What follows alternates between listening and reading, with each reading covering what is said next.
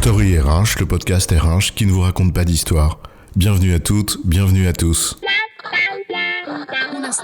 History is made of stories. Dans cet épisode, nous allons nous demander ce que sont les comportements à adopter pour être orienté client.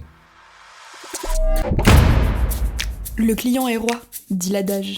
Et roi, en l'occurrence, ça ne signifie pas héroïque, comme dans Retour sur investissement. Sauf que ça pose quand même une question. Non pas qui est le roi, mais ce que cela signifie, être roi. Cela ne veut pas dire que tu as tous les droits sur tes sujets. Tiens, Robert Sabatier disait, je cite, « Lorsqu'un commerçant affirme que le client est roi, méfions-nous de la guillotine. » Pour autant, l'adage nous invite à témoigner d'un sens certain du service client, qu'il soit interne ou externe. Ah, les jolis mots et les grandes intentions. Je rends service et le client est content et tout va bien dans le meilleur des mondes. Si seulement c'était aussi simple que d'être souriant, gentil et serviable. En effet, ça demande bien autre chose. Alors l'orientation client est une compétence. C'est quoi l'histoire ? Allez, on commence par mettre les points sur les i. Rendre service, ce n'est pas rendre le service. Or ton job, c'est bien de rendre le service. Ce qui n'empêche pas de rendre service d'ailleurs, en plus tant que cela n'affecte pas ta capacité à rendre le service. Genre je gesticule pour que tu sois content, mais c'est inefficace.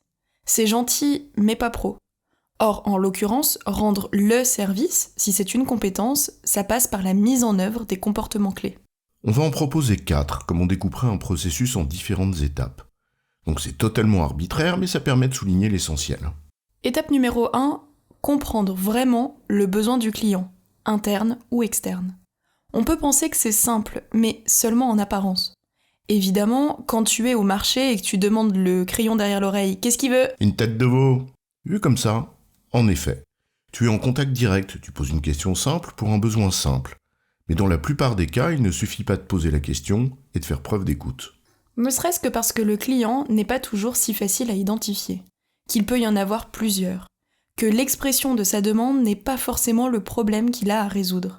Bref, c'est complexe, et il faut donc commencer par se poser la question soi-même. On a tous des clients, au moins internes, et in fine, on contribue tous à la satisfaction du client final. Encore faut-il en effet établir ce lien. Établir correctement ce lien, ça demande de s'interroger.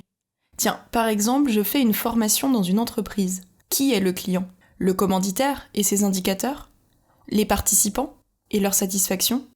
L'entreprise et le développement de leurs compétences ? Qui passe peut-être par leur insatisfaction momentanée, parce qu'apprendre, ça demande aussi un effort. Bref, on le voit, cela interroge sur le sens même de son travail. L'étape numéro 2 peut paraître plus simple. À quoi je peux m'engager pour y répondre ?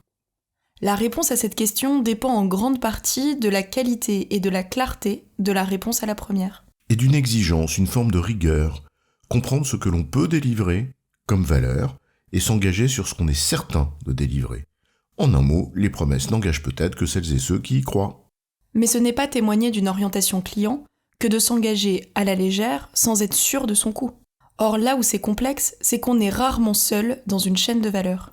Ce qui signifie que s'engager, en tant que responsabilité sur un résultat attendu, c'est s'assurer que l'ensemble des maillons de la chaîne sera en capacité de tenir ses engagements. Ce n'est pas être juste sûr de soi. L'étape numéro 3, c'est le delivery. Tu as dit ce que tu allais faire, donc tu le fais. C'est tenir les engagements qu'on a pris.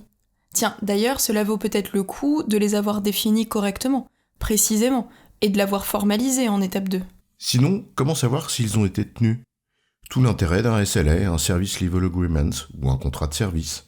La satisfaction client demande de respecter un adage simple. Chose promis, chose due. D'où les indicateurs. Et c'est tout un sujet en soi pour s'assurer qu'ils traduisent bien le service promis. Ce troisième point repose donc bien sur la compréhension de cette formule. Rendre service, ce n'est pas forcément rendre le service. C'est bien sûr faire de son mieux, mais cela suppose aussi des processus, une organisation, etc. Et d'être attentif à faire les choses en fonction de ce qu'il faut faire et pas de ce qui nous arrange. Être orienté client, par exemple, en ce sens, ce n'est pas juste répondre à la consigne d'envoyer le fichier Excel à Berthe ou à Moussa. C'est de l'envoyer en temps, en heure, au bon format, de telle sorte que cela lui facilite le travail. Bref, le bout du geste en somme. Donc rendre le service n'interdit pas en effet de témoigner de toute l'attention qu'on porte à la satisfaction de notre client. Et c'est ce qui conduit d'ailleurs aussi à l'étape numéro 4. Apprécier ou mesurer cette satisfaction. Tu as travaillé pour délivrer un service, eh bien mesure le résultat. Les tableaux de bord équilibrés, par exemple, en ce sens, peuvent t'y aider. Il y a 1001 manières d'apprécier la satisfaction de tes clients, puis de s'inscrire dans une démarche d'amélioration constante. Commence donc par le plus simple. Demande-leur. Du feedback. Plus ou moins formalisé, mais au moins du feedback. Sinon, peu de chances de progresser.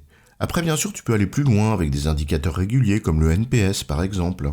En n'oubliant pas que ce que tu vises, ce n'est pas les indicateurs, mais bien la satisfaction des clients. Et les indicateurs ne font que te donner une indication. En résumé, être orienté client dans son travail signifie 4 choses. 1. Comprendre ce dont tes clients internes ou externes ont besoin. 2. Prendre des engagements clairs et réalistes pour y répondre. 3. Délivrer ce qu'on a promis aux conditions attendues. Et 4. Demander un feedback pour connaître leur satisfaction, ne serait-ce que pour s'améliorer. J'ai bon, chef ? Oui, tu as bon, mais on va pas en faire toute une histoire.